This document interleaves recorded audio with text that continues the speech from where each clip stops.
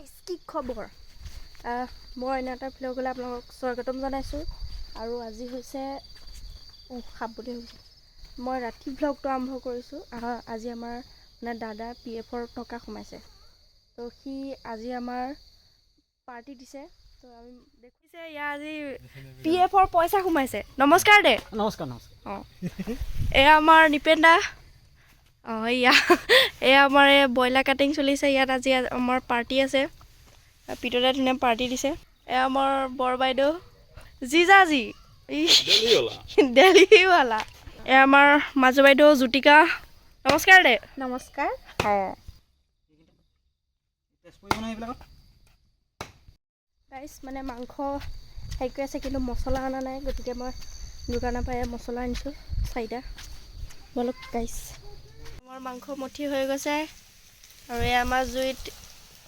পিঁয়াজ উঠাই দিছে সেয়া আলু এয়া আমাৰ মায়ে বনাইছে গাইছ এয়া আমাৰ মাংস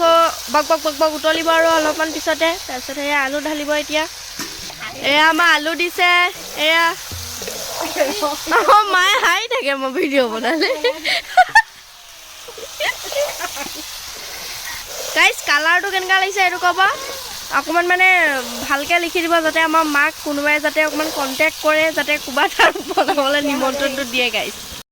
তামোল এখন খাই লওঁ কাৰণ মই মাংস মাছ নাখাওঁ সেইকাৰণে মই এতিয়া নবৌহঁতৰ ক'ৰবাত দালি অলপ আনিবলৈ যাওঁ এনেই যা যোগাৰ কৰি থাকোঁ তাৰপিছত মানুহ চানুহ নাই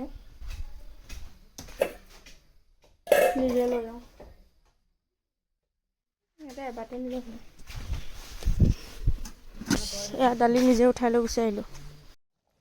আমাৰ তৰকাৰী বক বক বক বক বক উতলি আছে